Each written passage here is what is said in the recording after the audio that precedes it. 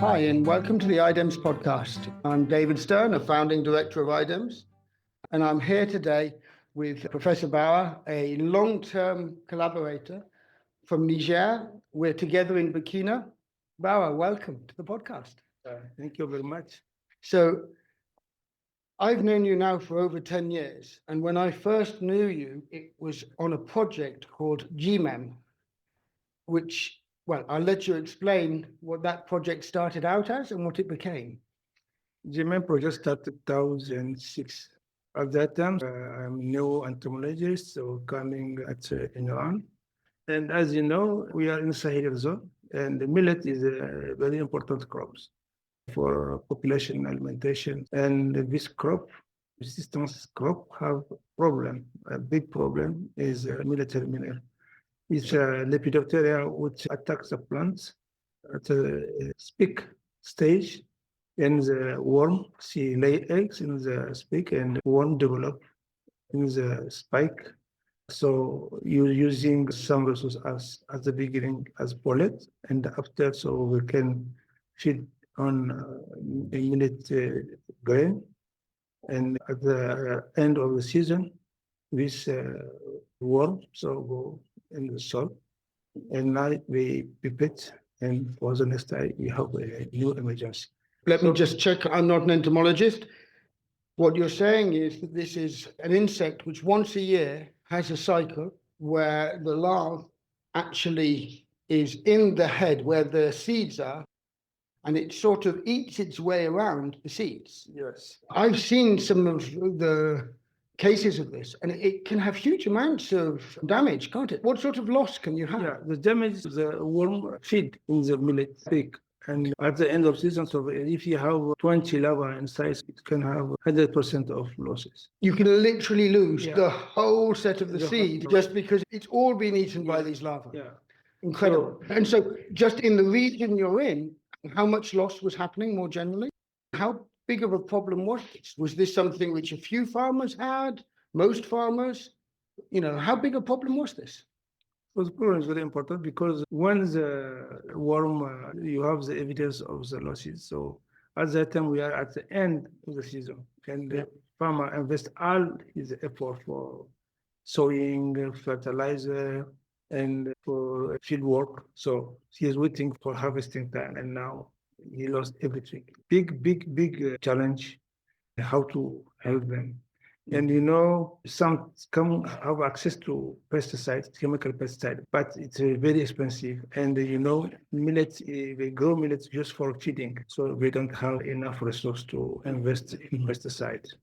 Yeah, so it's a subsistence crop. Yeah, it's subsistence crops. Yeah. So we start and we write a project on biological control because we have the evidence. So we have some parasites who can work on it. And McKnight Foundation in the first round of funding. So we send a proposal and we select us. And since 2006, we start working on biological control. So we develop a method. So in the literature, you can see habrobracon hebetor is a good parasitoid. It can control, but the density of the parasitoid is very low. Can I check I understand? This was a natural enemy in the environment already, but it was too low to control the problem. Exactly. It's too low because of some aspects. So the density is low. It's very low, naturally. Natural density is very low. It's very low. So we start working on evaluating the problem, and also we work on laboratory testing the parasitoids. And we decided to develop a method for parasitoid release. No, at the first time, how to rear the parasitoid in the laboratory. So we need a host. So we have now a storage space we call Corsera cephalonica. So it's this worm we can find anywhere. So we collect some population and we try to rear it and grow it on a local, naturally available support, which is millet. And it worked very well. And also for the parasitoid, we try to grow using the natural hosts locally available, and it works. And now we develop a device for release So at the first time, we developed a release bag.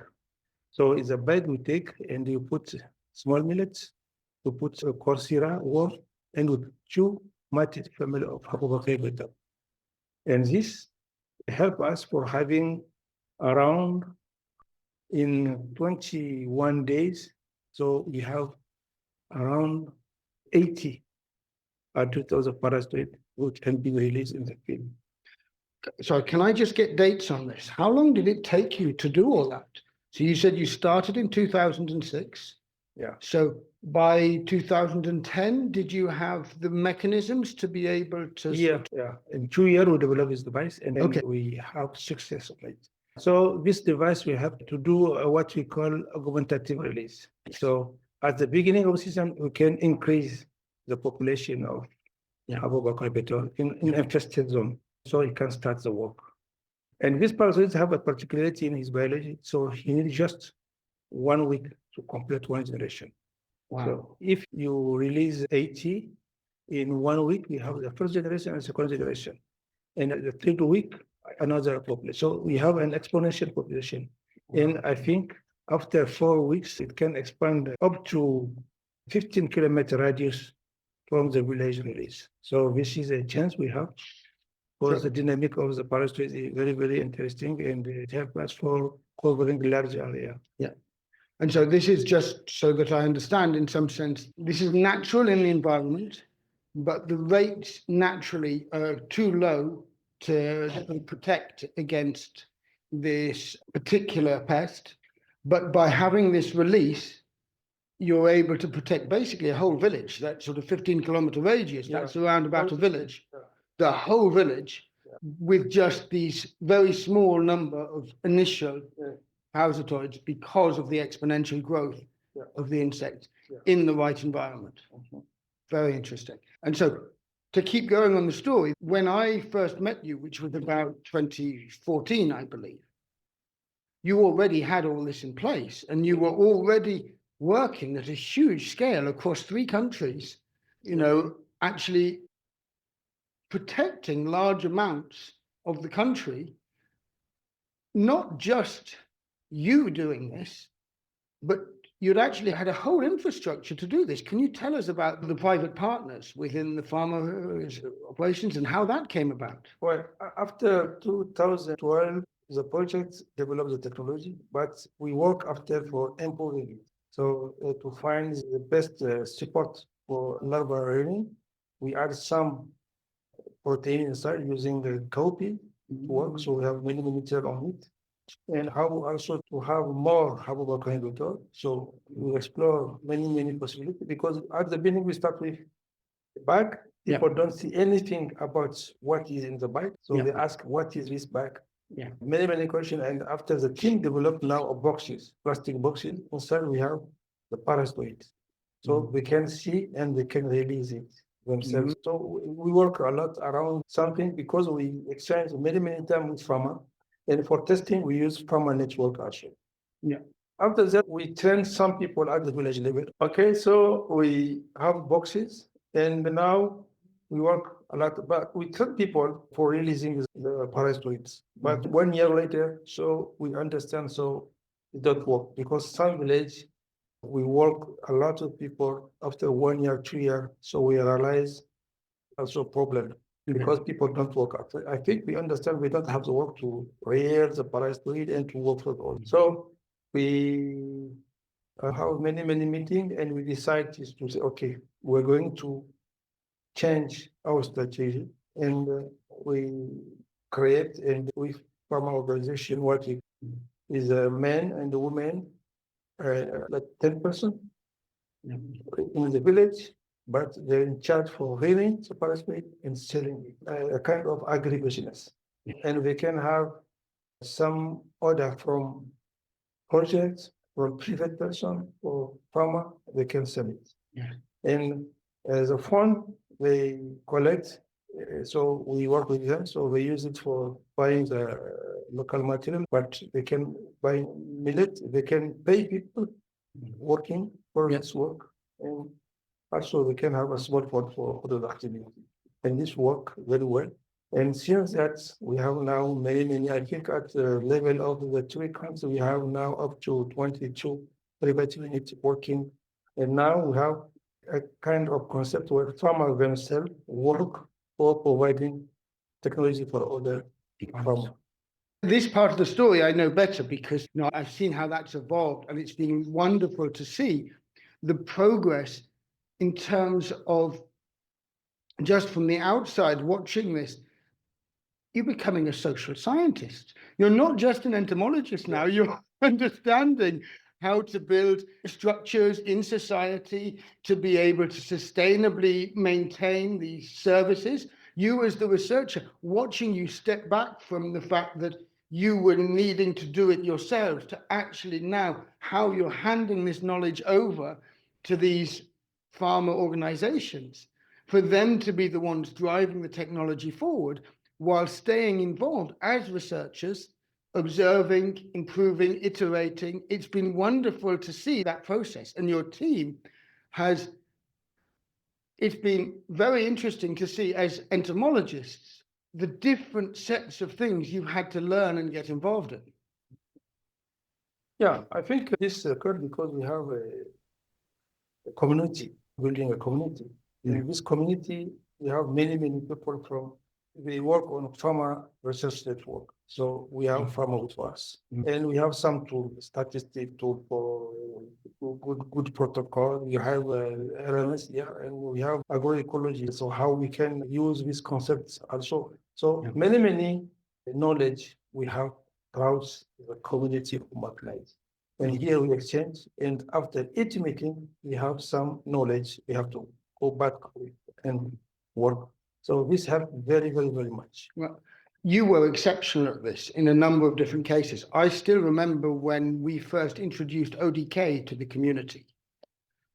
You were the one who immediately saw how this would be useful to you and how it would change the way your research worked. You personally, as the most senior person in the room, you were the one actually getting your hands dirty, creating the forms, doing it yourself, because you knew this would help you with your work with your students. And that ability to see as part of the community how new technologies, new ideas will help you to do more, that's been exceptional to observe. Yeah, so throughout this community, especially Odeka, I saw it, I understood. So I thought, and my thought is, can be helpful for survey study. So we can use it. And I insist, I go behind you many times to understand it. And now after I contact at least 20, so with my students or for myself using this. It's very interesting. I still remember when you started using ODK, there was an instance where you said a year or two later that some of your students didn't like it because, the ones who weren't collecting data properly, you would know immediately and you would get it. I come with some students, but we don't retain anything but myself, so I understand. And when I go back after that, I think we have many more exchange for the first form, and you helped me for launching it and to collect the first data. And I realize it's a very good application. And we can collect good quality data. So we have also some seed coordinates, so we can make maps. So very interesting. And now we improve it. We like this application, and it helps very much for the cost of survey, and it helps us doing more questions. So very interesting. And I have this support from McKnight Foundation about this. Yes, this is, I think, part of the program success and your success is that they are intertwined. That your results have benefited from the approach the program has, which is to not just give the grant, but also to give this additional support, be it methodological as well as sort of conceptual. And the program has immensely benefited from you within the community and the role you've played, not just for your project, but almost all projects now come to your project for anything to do with pests and diseases. You've gone beyond this core insight of saving the region's millet from the head miner. And now your recent projects for the last, 6 years almost, have been on integrated pest management Yes. for the Sahel. After working on the millet, so now we continue working to look at what we can do about the crops grow in the millet system. In Africa, in West Africa, people don't grow millet alone. They have some crop associated as coffee, as groundnut, and sorghum. So if we can resolve many problems with one technology? So we work on it. So we work on the problem, a kind of inventory of the main pests, because we need to know with farmer group what is the problem with all the crops. And we come now with another solution, which is a biopesticide based on neem seeds. And we test it, it work. And now we come with a second product. But for millet, we work together with people. We have two other products, trichogram. And now we come also here with another product, which is neem seed extracts. So it's very easy for everybody. You have to collect the neem seed, to peel it, to take it just inside the seed. The fruit sort of piece. Yeah, inside the seed. And now we make a powder, and this powder we mix it with water, waiting 24 hours. So we can have a kind of solution we can use in the sprayer. It's toxic, really, but it's a kind of anti-feedant. So you can use it at early stage of development of the pests. Early stage, so eggs, young larvae, so you can have a good, like a preventive work. And now we are working, our unit can sell neem seed powder. Neem is growing, giving flower and the seed during April. Yes. And now we need it during August for coffee. So Sure. the what unit can work now to collect it, to prepare the powder and to sell it later when people need it. So this is really a good concept. So we learn much from McKnight Foundation group community, and now our scientists are working and farmers are working. So work together to develop local knowledge, and all what we develop is based on local material. So we need to buy anything in the town or in other country. We use only local resource, what is available close to the farmer. And that's been an incredibly important part of your success, because that's been, as long as I've known you, this has been the case. And that's part of the scalability that you've been able to achieve. And we'll come back to that in a minute. But it's also part of the fact that actually, when there were the problems, political, which meant that actually getting things from outside was hard in the region, it didn't affect your work in the same way as it did many others, because you were so already self-reliant on what was locally available. And that's been so justified in recent years to be taking that approach, and many people are appreciating it now. I'm conscious there's a big part of your work we've not discussed, which I think we'll have to do another episode on. You've said we a few times. Now, I know a little bit about who the we is, and it's incredibly impressive how you've had this team and how you've built, in some sense, a whole infrastructure across 3 countries. And we'll come back to that in another episode, because we don't have time now. But I don't want that to get lost. It is one of my greatest admiration. The way you've managed your projects is the way you've built capacity through your projects. So that's a whole nother discussion. And we'll do that on another occasion. So I think to finish this episode, I'd just like you to sort of coming back to headmine. And we know where it was, which is farmers were having sometimes 100% loss. My memory is that it could be as bad as 30% across the country in some years. Is that right? Was that what it was before? No, if you thought at the country level, the impact of headminer on millet production in Niger, I remember a statistic like 30% at one point. Is that right? The losses across the country. You can have 50%. 50%. Wow. And so that's what it was. Yeah, you know the problem. So we have climate change. When we have a big rain in Yeah. April, Yeah. people can sow because they want to save time, to save opportunity. So they can really sow the millets.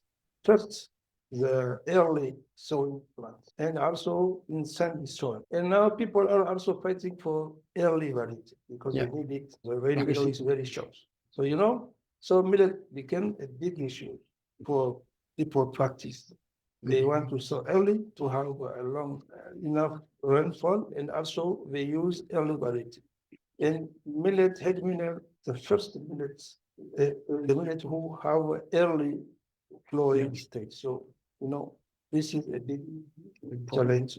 So it's a technology people really need, because if you have early flowing, so you can harvest your millet quickly. But now, how many hectares have you protected or have now been protected with your approaches or are protected each year? Now with private unit we have, I think each year at the level of Tripoli we have 1,500,000. I mean, this is just, this is huge. And the impact of this has been recognized at governmental levels. This has been taken up at not national, but also regional. There's certain, some of these private units are being charged by the local governments to protect their region. It's incredible. Yeah. So with this amazing scale, I mean, 1.5 million hectares across the 3 countries covered with these approaches, with the local government supporting it, with the national governments aware. And now this is just one of multiple interventions.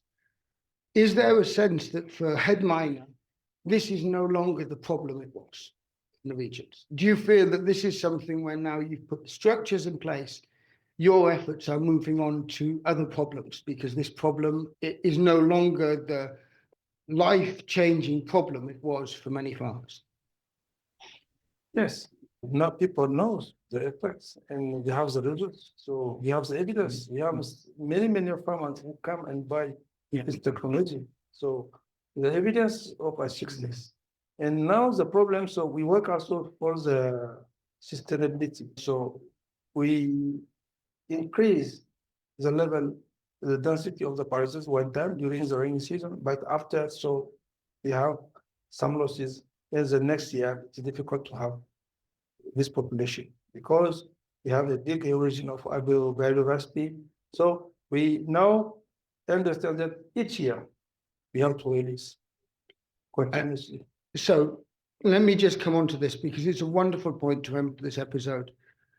Actually, this problem is partly caused by the loss of biodiversity in your environments, which means that this natural enemy, which is or was present to be able to sort of protect, now cannot survive the dry season. Yeah. And so, although the population levels get high enough in the rainy season because of the releases, they don't survive the dry season because there isn't the cover, there isn't the biodiversity that's needed for them to continue to survive. And therefore the levels of it drop, so that the next season you need to have the new releases again to increase the population. So what I want to just make sure I'm able to communicate is that although you've understood all of this, you've really understood the reason this problem exploded, the reason it became a big problem, you've put in place all the structures to be able to reduce it on a yearly basis. But the structures you've put in place in terms of the social enterprises within these farmer federations, they now have a sustainable role to play to maintain this natural enemy. So it's been an absolute pleasure. Thank you for taking the time to share the story. It's a story I've longed to tell for a long time. Yeah, it's a pleasure to do it. 20 years of my life as scientist doing this work and this fantastic results. And now we have to continue. So I would like to share with you what is my perspective or the perspective of our team. So now we have to reinforce. Well, I want that, but I'm afraid we're out of time for this episode. So we will have to do another episode. I will contact you shortly and we will do another episode. Thank you so much for this story. We will continue. Thank you.